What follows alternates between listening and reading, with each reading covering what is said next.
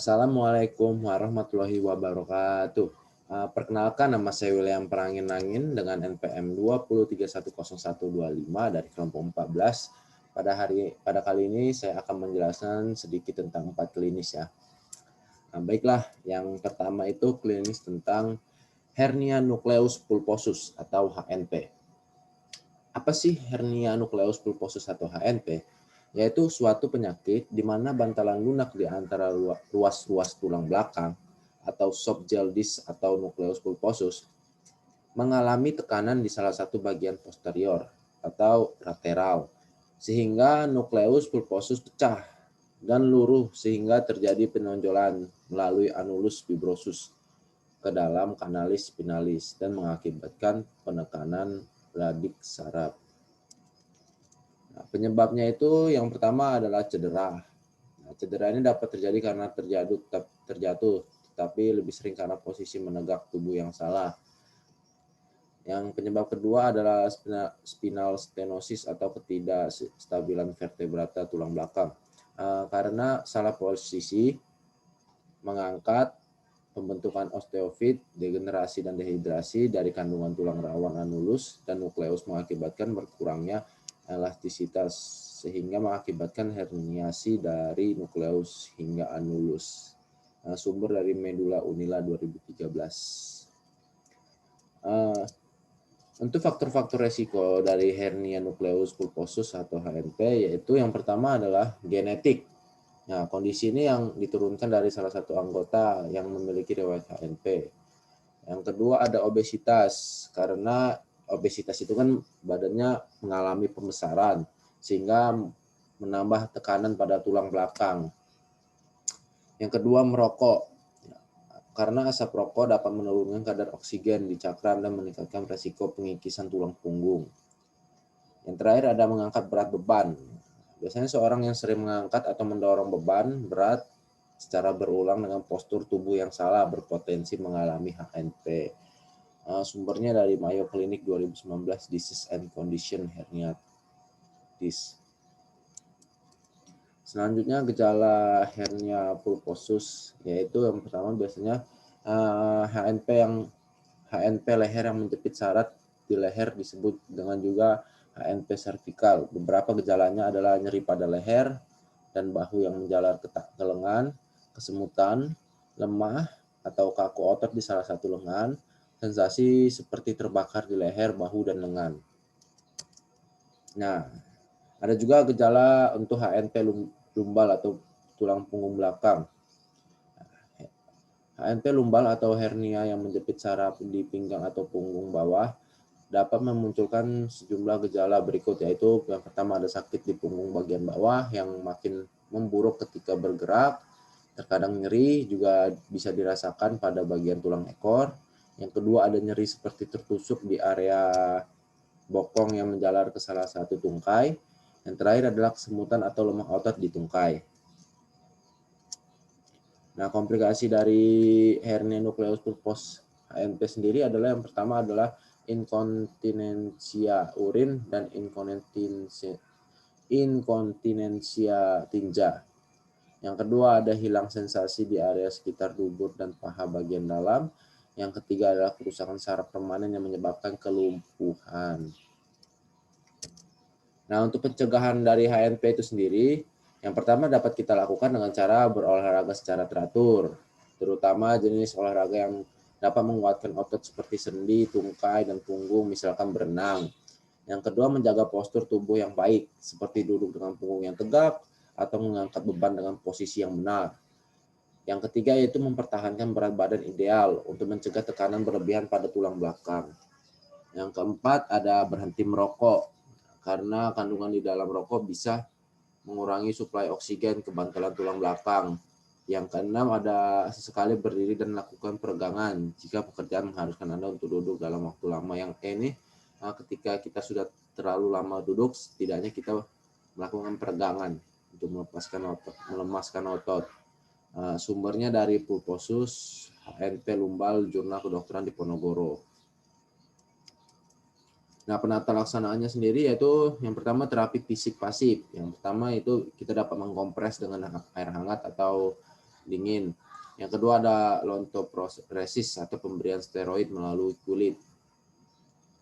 Yang kedua ada unit TENS atau transcutaneous electrical nervous stimulator atau stimulasi listrik untuk mengurangi sensasi nyeri pada punggung bawah. Yang keempat ada ultrasound atau menggunakan gelombang suara pada kulit yang menembus sampai jaringan lunak di bawahnya. Nah, untuk terapi farmakologisnya yaitu yang pertama dapat pemberian analgetik atau NSAID atau non-steroid anti-inflammation drug. Nah, untuk obat analgetiknya itu contohnya seperti paracetamol, aspirin, tramadol. Dan untuk contoh NSAID yaitu ibuprofen, natrium diklofenak, etodolac, celecoxib. Nah, itu contoh-contoh dari NSAID. Dan yang kedua kita dapat pemberian obat pelemas otot atau muscle relaxan seperti tinazidin, esperidon, dan carisoprodol. Yang ketiga kita juga dapat pemberian opioid.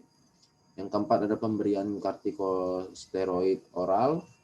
Yang kelima ada pemberian analgetik adjuvan seperti amitriptilin, carbamazepin, gabapentin. Dan yang terakhir adalah suntikan pada titik picu, bersumber dari jurnal medunhas.ac.id. Ini adalah klinis yang kedua, yaitu tentang spina bifida. Apa sih spina bifida? Yaitu kelainan neural tube atau neural tube defect yang terjadi akibat kegagalan neural tube untuk menutup dengan sempurna.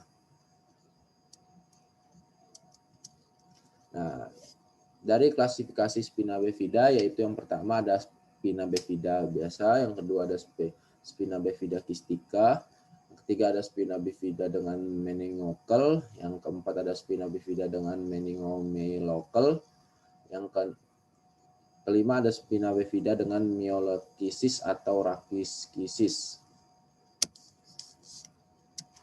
Nah, penyebab-penyebab dari spina bifida itu yang pertama yaitu spina bifida disebabkan oleh tabung saraf yang tidak berkembang atau tidak menutup dengan sempurna pada masa kehamilan. Faktor-faktor resikonya yang dapat menyebabkan yaitu yang pertama ada beberapa faktor yang dinilai dapat meningkatkan resiko seorang ibu untuk melahirkan bayi dengan spina bifida. Di antara lainnya itu yang pertama mengalami kekurangan asam folat. Asam folat adalah vitamin yang sangat penting untuk perkembangan janin. Yang kedua, memiliki riwayat keluarga dengan spina bifida. Yang ketiga, memiliki riwayat mengonsumsi obat-obatan anti kejang seperti asam valproat. Yang keempat, ada menderita diabetes atau obesitas. Yang kelima, mengalami hipertermia pada minggu-minggu awal kehamilan. Nah, untuk gejala-gejala spina bifida sendiri yaitu gejala spina bifida berbeda-beda, seperti bifida occulta jarang menimbulkan gejala karena tidak melibatkan saraf tulang belakang. Tanda dari spina bifida occulta adalah terlihat sejumput rambut di punggung bayi baru lahir atau ada lekukan atau lesung kecil di punggung bawah bayi baru lahir. Nah, berbeda dengan spina bifida occulta, kemunculan meningokel dan myelomeningokal ditandai dengan adanya kantung yang mencuat di punggung bayi. Pada meningokel, kantung ini memiliki lapisan kulit tipis, dan pada myelomeningokal, kantung ini bisa muncul tanpa lapisan kulit, sehingga cairan dan serabut saraf di dalamnya dapat langsung terlihat. Nah, selain itu, ada gejala lainnya seperti selain adanya kantung di punggung bayi, penderita myelomeningokal yang baru lahir juga dapat mengalami sejumlah gejala di bawah ini, yaitu yang pertama, tidak dapat menggerakkan tungkai sama sekali. Yang kedua, bentuk kaki pinggul atau tulang belakang tidak normal. Yang ketiga, mengalami kejang. Yang keempat, mengalami gangguan berkemih. Nah, untuk komplikasi dari spina bifida sendiri, yang pertama yaitu spina bifida yang cukup berat dan tidak ditangani segera dapat menimbulkan komplikasi berupa yang pertama, kelemahan otot hingga kelumpuhan. Yang kedua, cacat tulang termasuk skoliosis, dislokasi pinggul, pemendekan panjang otot, dan kelainan sendi. Yang ketiga, ada gangguan dan masalah pada pergerakan usus dan proses berkemih. Yang keempat ada penumpukan cairan di rongga otak atau hidrocephalus. Yang kelima ada kelainan struktural otak atau tengkorak seperti malformasi Chiari tipe 2. Infeksi jaringan yang melapisi otak atau meningitis. Yang terakhir ada keterlambatan belajar. Bersumber dari perspektif ya Journal of Pediatric Neuroscience. Nah, untuk pencegahan dari spina bifida itu sendiri, langkah utama untuk menghindari terjadinya spina bifida adalah mencukupi kebutuhan asam folat, terutama ketika berencana hamil dan selama kehamilan. Yang pertama yaitu ibu hamil mengonsumsi suplemen asam folat, serta memperbanyak konsumsi makanan yang kaya vitamin, seperti kacang-kacangan, kuning telur, brokoli, bayam, pasta, nasi, serta roti. Nah, selain itu, lakukan juga sejumlah langkah pencegahan di bawah ini, yaitu yang pertama, yaitu melakukan pemeriksaan rutin ke dokter dan merencanakan kehamilan dan selama kehamilan. Yang kedua, yaitu melakukan pemeriksaan kesehatan secara berkala bila diagnosis menderita diabetes dan obesitas. Yang terakhir, yaitu menghindari kegiatan yang membuat tubuh terlalu panas selama hamil, seperti berendam di air panas dan melakukan sauna. Dikutip dari Jurnal Center of Disease Control and Prevention 2019 spina bifida. Nah, untuk penata laksanaan dari spina bifida yaitu yang pertama operasi pasca lahir, tindakan pembedahan dalam 48 jam pertama kehidupan. Tindakan operasi ini dapat dilakukan juga saat janin masih berada di dalam kandungan. Tujuan dari operasi prenatal selain mencegah kerusakan saraf adalah untuk menghentikan kebocoran cerebrospinal fluid atau CSF.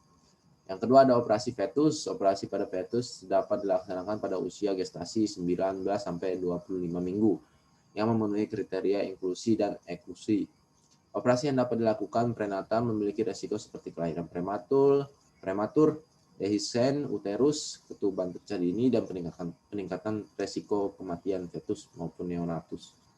Nah, itu bersumber dari Corp A. Azik, NCTL Flatter, G. Hombeck, G. Shaw, di Spina Bifida Nature Review Disease Primer 2015, serta dari jurnal Spina Bifida Management Current Problem in Pediatric and Adult Scan Healthcare 2017.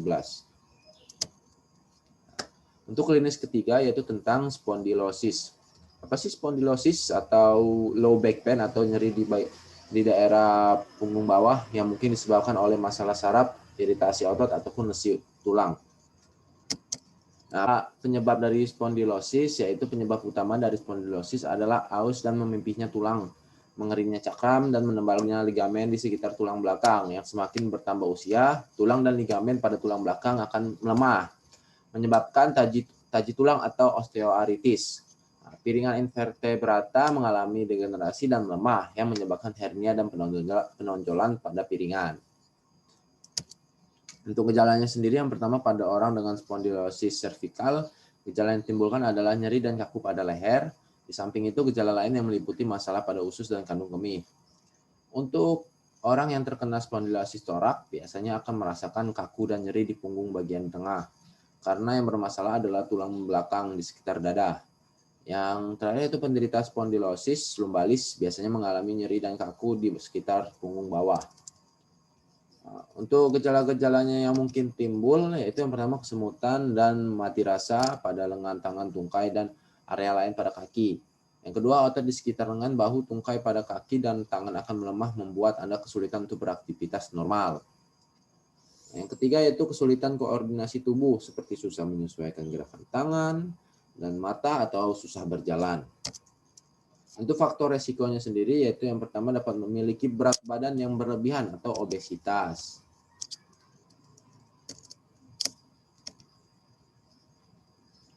Yang kedua memiliki gaya hidup yang malas bergerak dan kurang suka olahraga.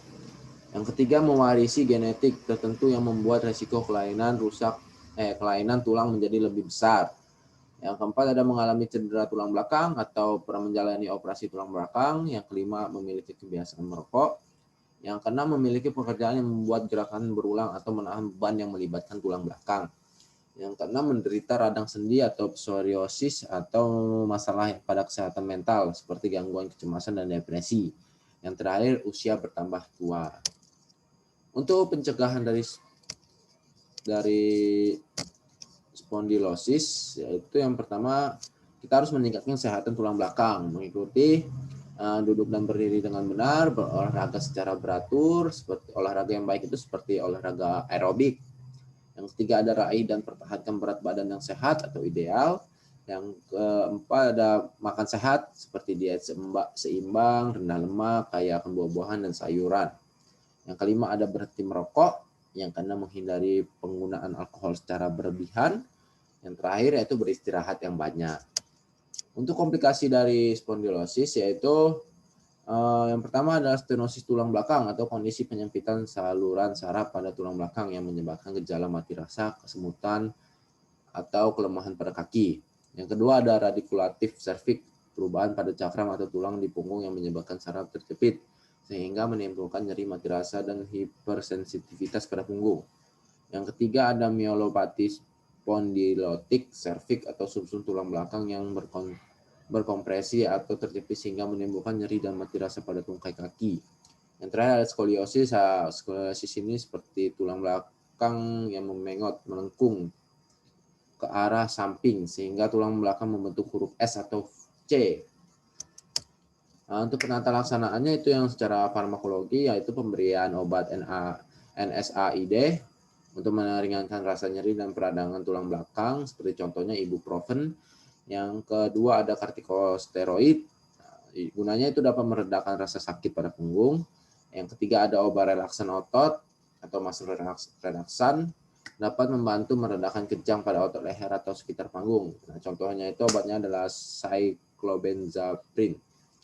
Yang keempat ada obat anti kejang, nah, bermanfaat untuk mengurangi rasa nyeri. Contohnya yaitu gabapentin yang berupa neurontin sama harizon dan pregabalin. Contohnya seperti Lyrica. Yang obat terakhir yaitu antidepresan. Obat antidepresan tertentu dapat membantu meringankan rasa nyeri pada leher ataupun punggung bawah. Nah, secara non farmakologi yaitu dengan cara olahraga, operasi serta kompres air hangat atau dingin. Bersumber dari Cervical Spondylosis Prevention Cleveland Clinic. Kedua ada Thorax Spondylosis nomor 30 tahun 2017 September 26. Yang ketiga yaitu Spondylosis The Spine Hospital at the Neurological Institute of New York. Yang sumber terakhir yaitu degenerative disc disease.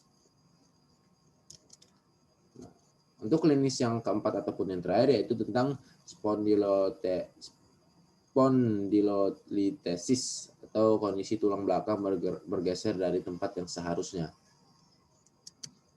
Nah, penyebabnya yaitu ada beberapa yang penyebab dari spondylolitesis atau pergeseran tulang belakang. Yang pertama yaitu cacat bawaan lahir, karena tulang belakang yang tidak terbentuk secara sempurna saat pada masih dalam kandungan. Ketika bertambah usia, tulang belakang bisa bergeser akibat aktivitas tertentu, contohnya persendaman dan angkat besi. Yang kedua, sendi pada tulang belakang aus atau meradang. Yang ketiga, kelainan tulang belakang yang bisa disebabkan oleh adanya tumor pada tulang belakang. Untuk klasifikasinya, yaitu yang pertama ada spondylolitesis kongenital. Yang kedua ada spondylolitesis insinuate. Yang ketiga ada spondylolitesis degeneratif.